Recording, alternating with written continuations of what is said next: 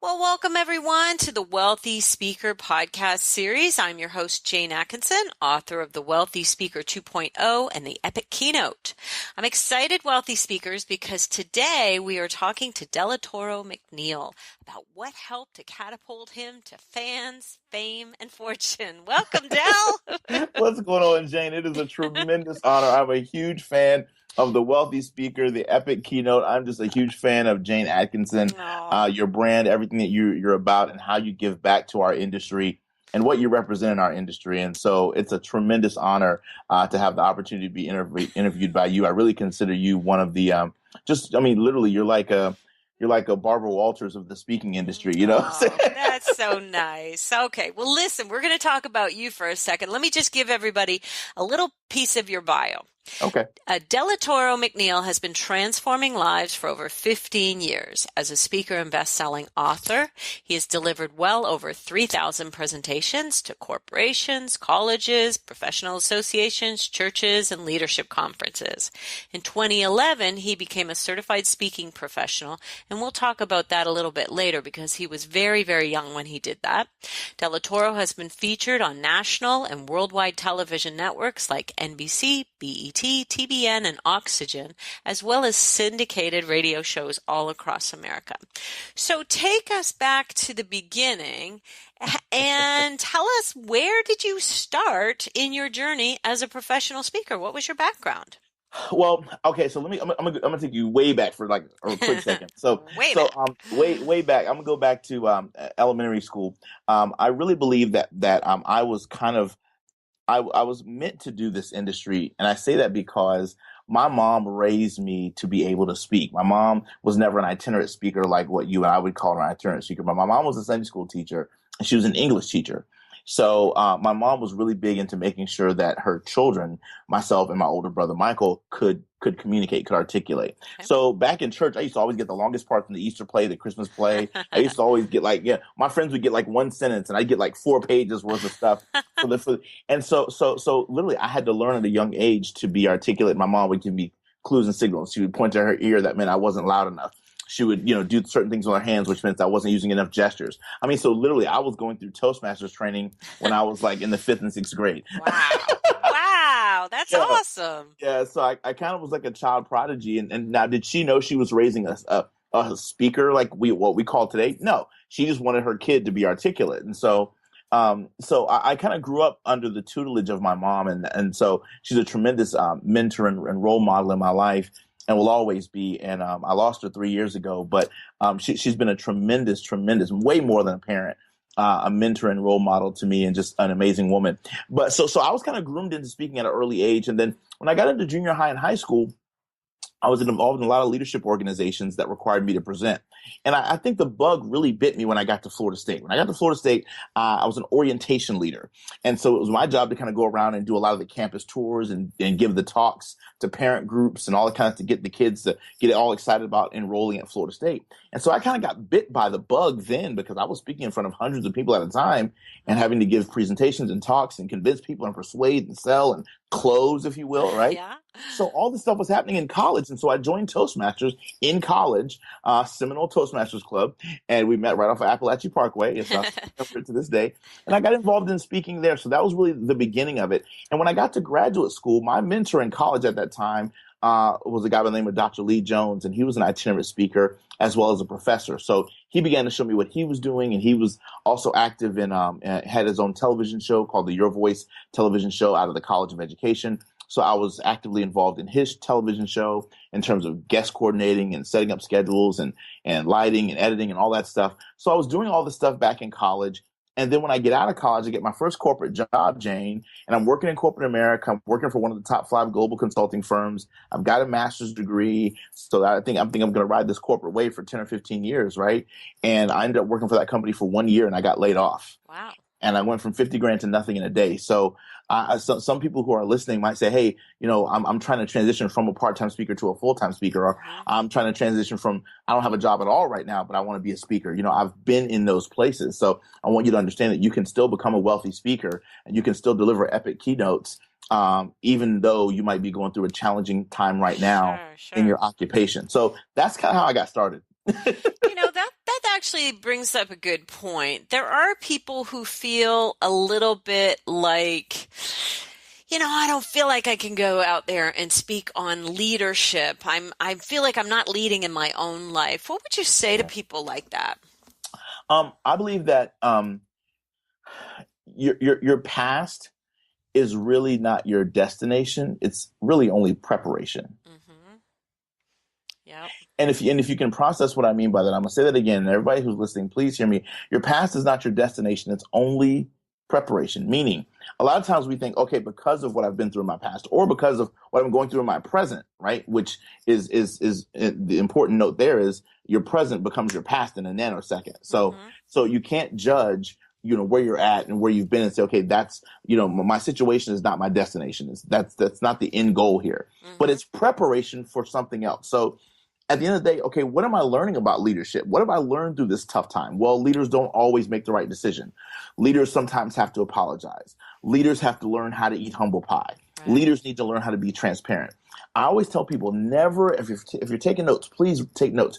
Never waste a crisis. Everything that you've gone through and are going through in your life is meant for you to formulate into a wonderful, powerful presentation that the people in your audience will get tremendous value out of.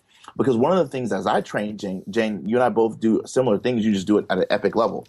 So as I work with my speaking proteges, I tell them, as a speaker, it's kind of your job to take yourself off the pedestal that the audience puts you on.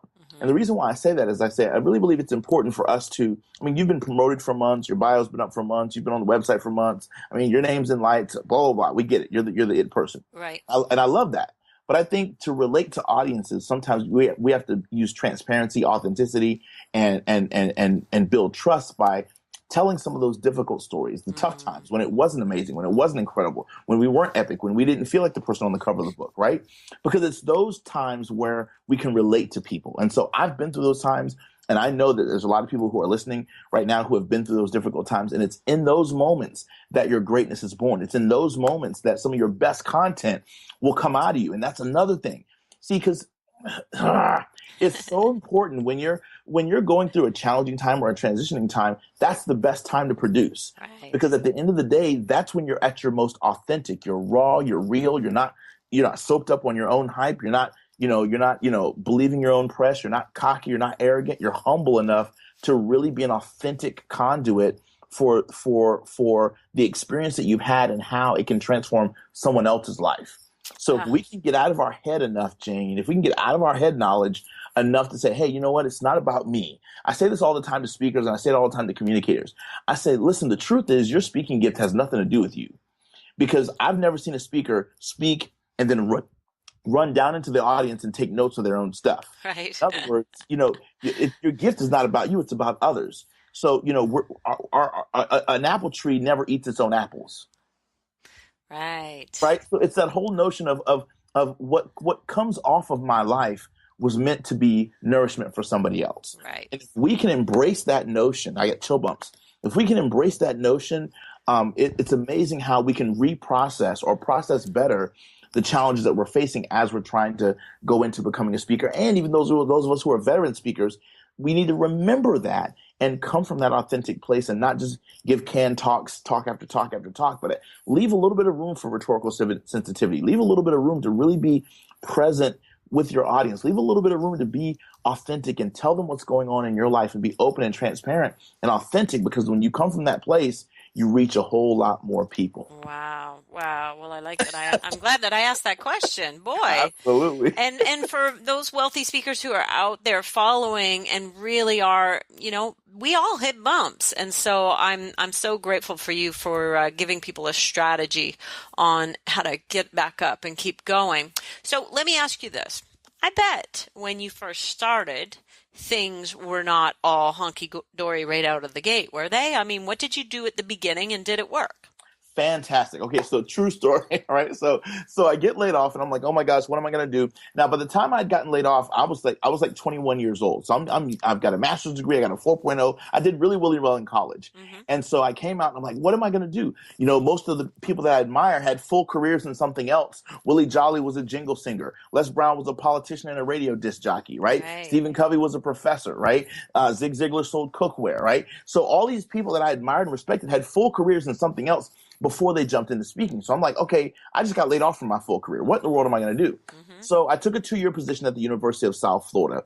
And when I got there, they said, hey, listen, we want you to do instructional design, which is what your master's degree is in, but we also want you to teach. And I said, what subject? They said public speaking. I'm like, whoa, okay. I'm 2 years out of college and I'm teaching at the college level. Wow. They let me teach for 1 semester, Jane. And then they said, you know what? We don't want you to teach our students anymore. I said, what did I do wrong? What's going on? They said nothing. They said, we want to put you in the training room to teach our faculty and staff how to do what you're doing in the classroom. So 2.5 years out of college, I'm teaching those that teach college students. Now here's what's amazing. That's epic, right? Because those are all signs from, I believe, God, but those are all signs from the universe saying, hey, this is the direction you're supposed to be going. I'm 23-ish at this time, Jane. And so I'm like, okay, now on nights and weekends, I'm sitting here trying to make my speaking dream happen. I got more aggressive about Toastmasters. By this time, I had met Les Brown. By this time, I had met Dr. Willie Jolly.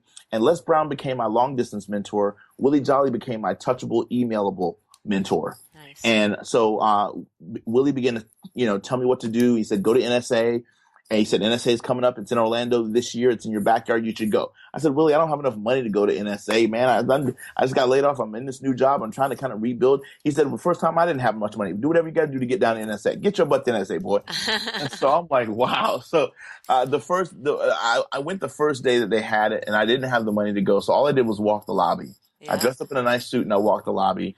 I didn't go into any paid sessions, but I met Zig Ziglar within 5 minutes. I met Stedman Graham in 10 minutes. I met Mark Victor Hansen and Jack Canfield within 30 minutes. I mean, I was like, are you kidding me? I'm like, this is bananas.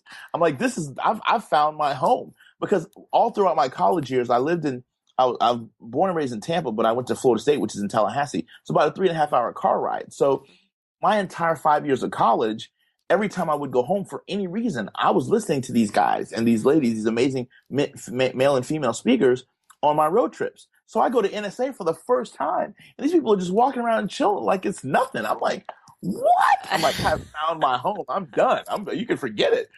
And so I got bit by the bug then, and then I went back to Tampa, and I went into my savings, and I said, this is where I got to be. And I invested to pay for the other 2 days of NSA. And I was hooked. At that point, I was hooked. But I have to say this to you, Jane. What was really profound for me was what happened at that very first NSA convention, because I had a chance to talk to Mark Victor Hansen. And I said, I'm a very, very young speaker. I'm a new speaker. I said, can you give me one piece of advice for how I can, kind of take it to the next level?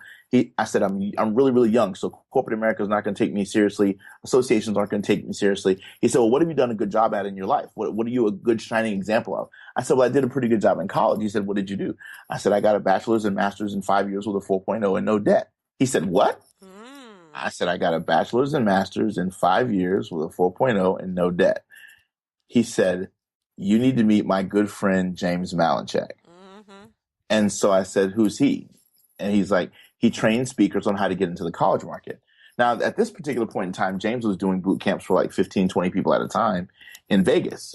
And so I booked a one-on-one with him, and I went to Vegas, and he spent 2 days with me teaching me the business, because I couldn't, the way that my work schedule worked, I was still working a full-time job. So I couldn't take the time off to go to a boot camp. So he offered a one-on-one kind of a program. So I did that. It was a more accelerated kind of one-on-one session. So I did that, and that's how I got started. So I really got started in the college market.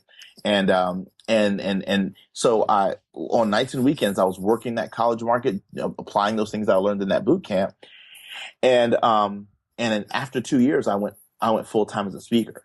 So what I always encourage speakers to do is, there's two theories of transition. There's what I like to call the leapfrog theory, and there's the Tarzan theory. Do tell. Yes. So the leapfrog theory of transition says just leap and grow your wings on the way down, right? You just quit your job. I'm fed up. I'm done. I'm full. It's kind of an emotional decision, and it's high emotion, tends to be low content, low substance, Okay. not really well thought out. Some people can make it work, but most people, it's a financial disaster, right? Mm-hmm. So I don't really recommend the leapfrog theory. Okay. What I recommend more so is the Tarzan theory of transition. Tarzan theory says this: while you're trying to transition into your full-time speaking dream, you need a transitional job, which is what I like to call a dream job, Mm-hmm. which pays you salary and benefits so you can practice your skills on another organization. And then on nights, weekends, and lunch breaks, you use that time to devote to your speaking business, to build your business so that way, by the time you've built your business up, you can step out of your job into your dream, and you've got something sustainable. Very So, nice. Very yeah. nice. Jane like Tarzan theory. Ain't like I love that. That's very good. I always talk to people about that as well. I think it's really just a nice way to go when you're not always sweating about money. Yes. Build your business on the back of somebody else. So I think that's fantastic. So you did that. That's exactly what I did, and then I went full time in 2003, and I remained in the college market pretty heavily for about I'd say probably about a good 3 years. Mm-hmm. 90% of my business was the college market, and I would get an opportunity to speak at a church every now and then. But what started happening was my books started to become popular because I was a self-published author for many years, and I began to start getting on some television networks based on some of my books. So the television doors began to start opening up more doors for companies and associations, et cetera, et cetera. So I started to notice a shift. And so now when I started out, I was almost 100% college market. Now I only do about 15-20% of my business model is in the educational college space. Right. Now I'm strong in private corporate, strong in association, strong in entrepreneurial events, things of that nature. What was your first book that you wrote? That was for the college market. The very first book that I wrote, Jane, is called 101 Gems of Greatness. Okay. And let me tell you how this book came about. So one of my dear friends was in one of my audiences. This is when I was still working my job and at the University of South Florida, but they just heard me speak at a local gig because I would leave my job and I would go to a Rotaries Club, a Kiwanis Club, a Chambers Club. I tell transitioning speakers this all the time. When you're transitioning, you've got to get in front of audiences on nights, weekends, and lunch breaks. It's how you use your nights, weekends, and lunch breaks that will determine if you transition successfully or not. If you don't leverage those nights, weekend, and lunch breaks, if you don't cash in some of that fun stuff, even now, right? This is the holiday, if you will, right? In the States, right? It's Memorial Day, so a day off to chill and go to the beach. But most entrepreneurs are kind of grinding because we're making stuff happen. We're putting things down that will go down forever. We're creating history with even this podcast, which I think is incredible. So, and my brain doesn't even process holidays the same. Now Thanksgiving and Christmas is different, but like to me, Columbus Day doesn't mean as much. President's Day is like, oh my God, President's Day. I'm like, okay, doesn't, because I think our brains are just function differently. Anyway, I digress. My point is.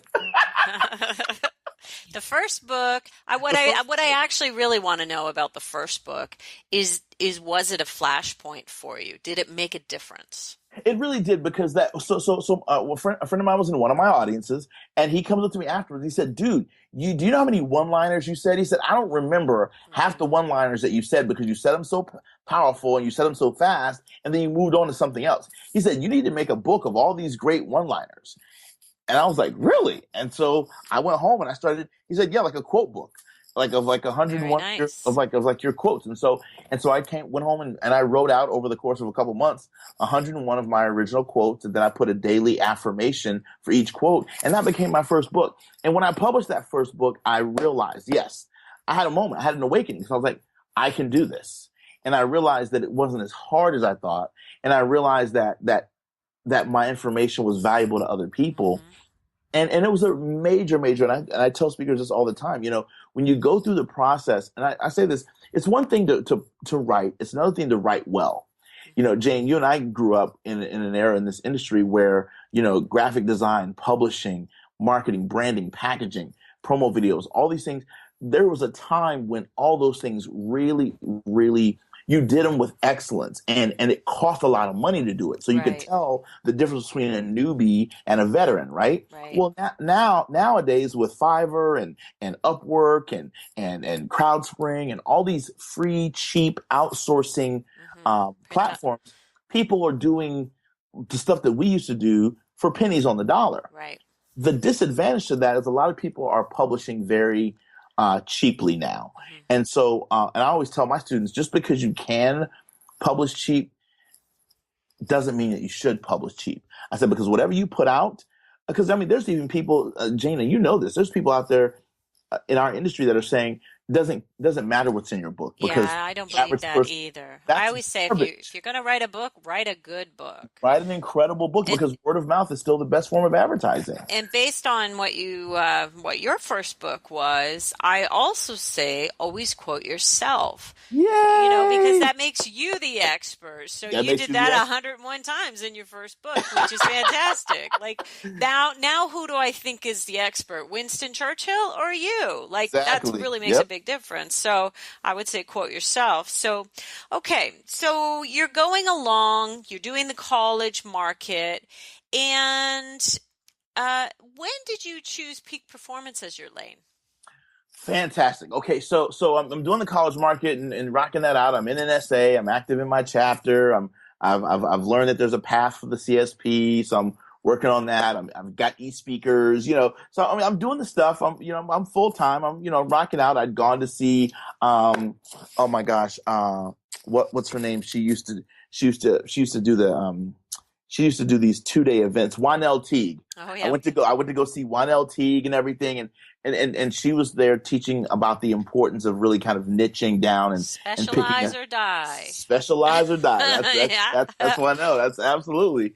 And so it was really crucial. So I learned then that I couldn't just stay motivational for my whole career. I had to pick a lane. And so my ultimate all-time favorite guy of all time has always been Tony Robbins.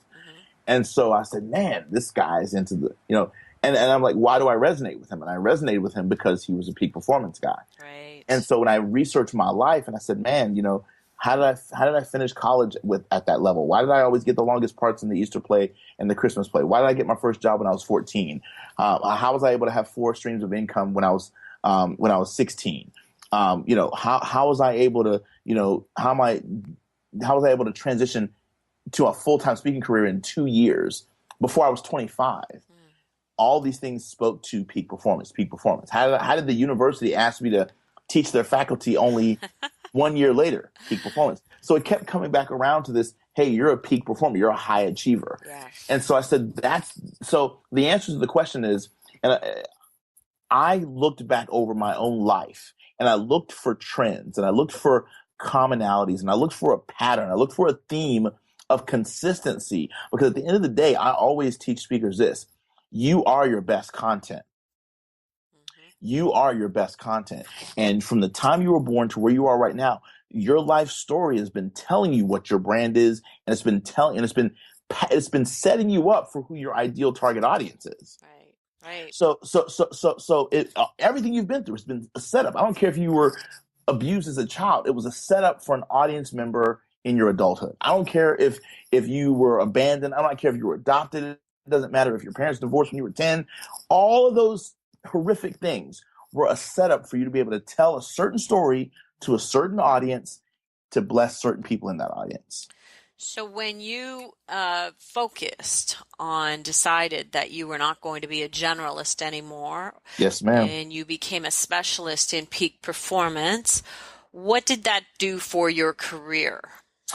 So here's the thing, and I got to tell this part of the story too. So I'm hearing the pick a niche and grow rich. I'm going to the NSA conventions, and different people are coming to my NSA chapter, like this lady named Jane Atkinson, and she's got this book, The Wealthy Speaker, and I'm reading through it. And again, it's the whole notion of really getting the whole ready, fire, aim. Am I correct? I'm not in front of it right now. Ready, aim, fire. Ready, aim, fire. Right. Ready, aim, fire. And so I remember that ready, aim, fire, and that whole notion, even again, continued to underscore the same principle of pick a specialization. And the other thing that began to get clear for me was there was a lot of people beginning to flood the market space under motivation. So I said, I I need to lead with my expertise. So I said, okay, I don't want the first title in my uh, to be speaker. I mean, it's almost a given that you're a speaker. So I wanted to lead with my expertise. So I said peak performance expert, speaker, author, and I wanted to lead with that. And the more I began to do that, the more corporations began to take me seriously, the more my fee was able to go up faster, the more associations were able to really see what value I offered immediately. I was able to narrow down my conversation. I was able to speak a more specific language on my website. Because instead of saying, okay, because I believe that he or she that tries to market or speak to everybody speaks to nobody, right? Yep. So, so what I realized was I had to clearly focus on what it was going to be that was going to allow me to really be specific with my client. And what allowed me to do that was putting the expertise first. Right. So it made a huge difference in how I pitched, the programs I even offered. Because as a peak performance person, it's okay. So what keynotes and workshops do you offer under that banner versus just general motivation? Right. So it literally changed everything. It changed the content I wrote. It changed how I had one-on-one conversations with clients. All those things began to shift the moment that I was able to kind of really pick that niche and pick that specialization. Okay, so you pick a lane, and that's one flashpoint. Yes. What were writing books, no doubt, were flashpoints along the way as well. Yes. What was another, say, marketing flashpoint? Something that you did in your marketing that you thought, oh boy, now we're at a different level. I would say two things. One, television. And two, I would say, to be honest with you, I would say what I call now crushing the stage. Okay. So let me explain what I mean by that. So the first one was the books and the products began to lead to being invited to be a guest on television. Okay. And doing that really well invited more television opportunities, more television appearances, and the shows that I was going on, they would rerun the shows, which was really, really amazing. So, some guests would only get the airing of their show one time, and certain programs that I had gone on, they would air the show multiple times, which gave me a lot more marketing and it gave me a lot more exposure. And so that taught me a lesson. Hey, these television organizations really like your content, and you really have that expertise now. Fee went up, et cetera, et cetera. I boosted my confidence in what I had to offer, all of those things, right? Okay. So that was incredible. And then I have to be honest with you, the other thing, and I teach this to all my speakers as well, as I say, out of your website, out of your video, out of your one sheet, out of your business card, out of all your social media, out of all that, the most important piece of marketing is your live presentation. Yes. In my humble opinion, the most important part of your marketing is your live talk. And so I made a commitment to over deliver on the stage, Jane. I got to be honest with you. That's been my claim to fame, has been always over deliver and give the client more than what it is that they're paid for, meaning several things. Number one, more energy than what it is that they thought they were going to get. Two, more content than the typical speaker, more interaction than the typical speaker, more audience engagement before and after the talk. Instead of being in some green room, I'm out shaking hands, meeting people. The client is seeing this, building a relationship with this quote cold audience so that they're already a warm audience. Doing things like bringing my own music. Like I bring my own music to events, and if the client doesn't have music, or if their music isn't as good as mine, I say, listen, this is what I've got. This is what I think creates a great atmosphere for my talk.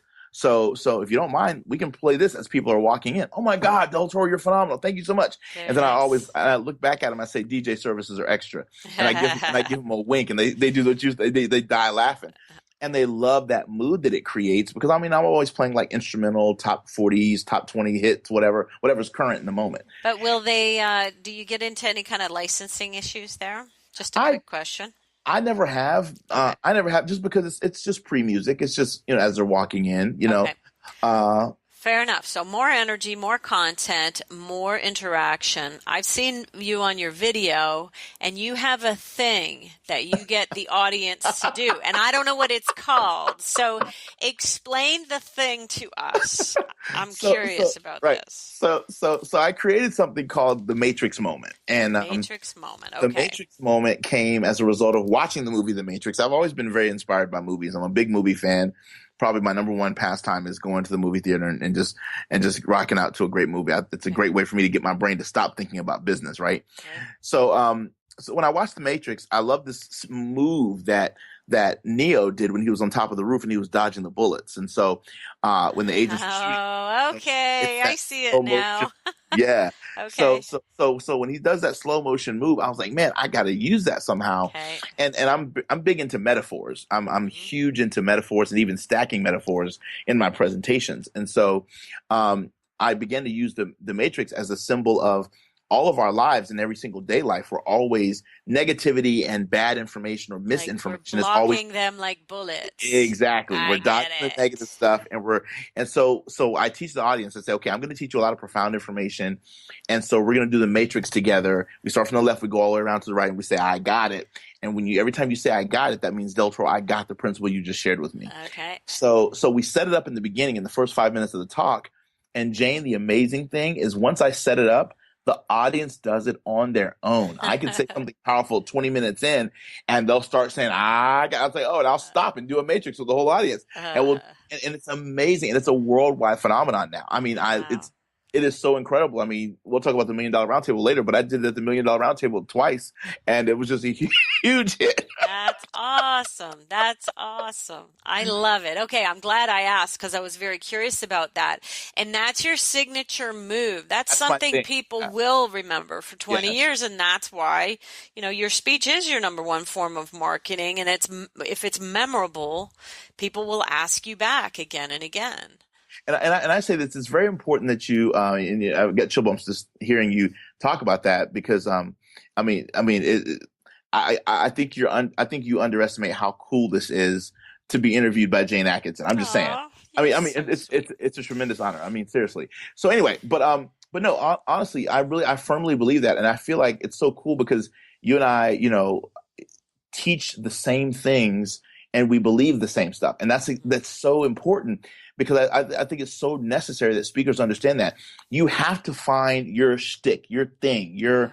what makes you unique to that audience. For example, I'm a big Boyz II Men fan. I was raised Gen X, right? So Hmm. I'm a big Boyz II Men fan. Now, you won't go to a Boyz II Men concert without them singing "Into the Road," Right. if you or Motown Philly, right? It just does not happen because that's their thing, that's their hook, that's their most top selling song of all time. Broke every Right. record, including Elvis Presley, right? So it would be a big mistake for them to do a concert and not sing that song. So my thing is, every speaker needs to have that thing. What is your thing? What is your special thing? Maybe it's your laugh. Maybe it's your walk. Maybe it's your like Donna Cutting. She does a one woman show, Hmm. or maybe it's Mike Rayburn who has a silhouette of himself as a guitar, and now it's a two-man show and it's completely digital. I mean, we all have our shtick, our thing that makes us unique and different. And I think it's important that you find what that is. Find out what your audience loves about you, and make sure that you deliver that on a consistent basis. If I ask speakers this question, if I was to interview your last 10 clients and they had to sum up your greatest attributes in 3 words, what would those words be? Would it be energy, passion, content? Would it be impact, visual, multimedia? Would it be boring, pretentious? Like what would those 3 words be that your last 10 clients would tell me best described your talk, your presentation, and your overall impact? So what I kept hearing from my clients was energy, Hmm. like ridiculous energy, interaction, and content. They're Hmm. like, dude, we took pages of notes. Your energy was off the charts, and the fact that you were so interactive is just that's like a hallmark. So I make sure that we bring those things to every presentation. Very nice. Very nice. Okay, so we've got about 7 minutes left, and there are three things I want to get to. Wow. Number Man, one, I could talk to you all day, by the I way. It's know, I only a it's know. only a scheduling thing that's causing this to be not as long as I'd like.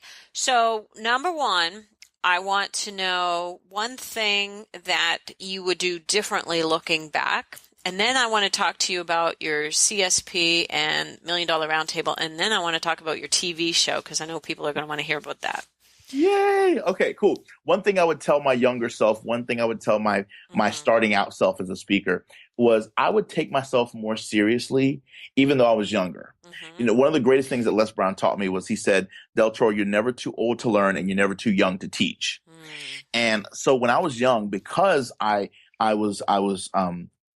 doubted myself. I doubted my own abilities to be able to be impactful in corporate America Right. and in the association market. So I think, although I still had very kind of like very, very, as Willie Jolly would call it, meteoric type success, that didn't come without a lot of pain, a lot of adversity, and a lot of challenges, right? Hmm. But at the end of the day, I really believe that my younger self would have benefited if I would have taken myself more seriously and not doubted myself Right. because of my age. Right. So that's one thing I would do different. Gotcha. And if Tell I me, can give a second one, sure, and I think this is important for every one of us as sure. speakers, because the second thing that I would do different is I would have built a team faster. Did you find it frustrating Oh when my, you're doing everything yourself? That's my yes, least favorite time in my business. And actually, I yeah, started to try to almost step out of what I was doing because I was so frantic with it. yeah, That's where you tend to make some bad decisions is when you don't have enough support. So very, absolutely. very good. Get that team in place. It starts small and build, and it will really, really change your business. And Okay. we didn't have things like Upwork and Elance and all Oh, that stuff yeah, back it's when I was so getting easy started. now, So now right? it's so easy. I mean, oh Yeah, my gosh. So yeah, build a so team easy. faster. Okay, let's hear about were you one of the youngest CSPs ever? So, for those of you not a part of the National Speakers Association, Certified Speaking Professional is a designation that not everybody gets. So, were you one of the youngest to get it? Yes, so the CSP, Certified Speaking Professional designation, is the highest international earned designation for professional speaking excellence. It takes up to 5 years to earn it. You have to report income, clients. You have to go through certification processes through NSA, take classes on ethics and professionalism, all that stuff. Hmm. And so I earned mine in 2011 in Anaheim, California. And so I've heard it both ways. I've heard that I'm the youngest because when I earned it, I was the youngest to earn it at age 33. But 33, okay. but people are earning it every year. Sure, So now I just say one of the youngest sure, in the sure. world to earn it. So but Very yeah, nice. but that's still about 10 years earlier than the international average age Hmm. of someone who earns a CSP, because most of them earn it in their mid 40s. Right. So we earned it really, really early. And that was greatly due to the National Speakers Association and the coaching that I got to go college market first and then build out from there. And that's another piece of advice I would give everybody. Pick your ideal lane and build a tree trunk in that industry first and then branch out. Don't try to become a hit in the corporate college government, association. Don't try to become a hit in 10 markets at once. Right. Pick a market, become a hit there, and then branch out. That's nice. That's really good advice. Oh, thanks. Tell us about Million Dollar Roundtable. Oh my God. So last year, so actually 2 years ago, I got a call from MDRT and they said, hey, we're vetting 600 speakers from around the world for 17 spots on the main platform at the Million Dollar Roundtable. I'm like, No, what? no pressure there. No Six, pressure, no pressure at 600 all. for 17 spots. Nice. For Okay. 17 spots at MDRT, and you know how big of a deal. I mean, Hmm. it's like the Emmys, it's like It's the Grammys for it's the a speaking game industry. changer for sure for anybody. Absolutely. Yes. So Yes. so they called me 2 years ago and they said, you're in the running. And I was like, oh my God, this is incredible. It's amazing. I called Willie. I told him, I called Terry Shodine, told her. I mean, I Nice. just told some of my CPAE friends and they were really excited. But then I had to call them 2 weeks later and say I didn't make it because I made it to the top 20, not the top 17. Ah. So the following year I was reconsidered a second time Mm-hmm. and I made it. So it was so exciting. Woohoo! That's So very. How many people in the audience? last June, 10,000 people. It was in New Orleans, 10,000 Oh my people. gosh. Some of the top financial professionals from around the world from 80 countries. Mm-hmm. And I was on the main platform. It was absolutely incredible. It went so well that they invited me back this past January 2016, Oh, to speak at the MDRT Experience Conference, which is their global conference in Hong Kong, China. wow. 9,500 people from 30 Asian countries. Wow. And you know how specific MDRT is. Just to get the Yes. stage once in your career is epic. Yes. To get invited back twice in the same year is like, you're like 0.5% of speakers who get invited back within the same year, because they don't like to reuse speakers. They like to change them out. So one of the key reasons that that happened was because when you show up with more energy, more content, more That's right. more interaction, That's your own right. music. I mean, all of these things. There is no better form of marketing than a great presentation, and case Absolutely. in point. So that's really, really, really fantastic. Okay. Moving on to your television show, because really that's one of the main key reasons that we wanted to talk today. Tell us about your show and how people can tune into it. Thank you so much. I'm so incredibly excited about the Keynote. And the Keynote is my brand new inspirational business reality television show based upon the number one fear in America, which we know is public speaking. It's the number one fear in America and Canada, actually, Mm-hmm. and it's public speaking. And so I decided I've been training and coaching speakers in a boutique style environment for about the last 10 years, and in hotels, right, like two events a year, but I've also been in love with business reality television for about the same time. So I've always loved America's Next Top Model, Shark Tank, The Profit, business shows that have a good point. Right. And so I 2 years ago, I decided to merge my two passions, my passion for business reality television and my passion for developing speakers, and create a concept that I had not seen in the marketplace, which was a reality show for the speaking industry.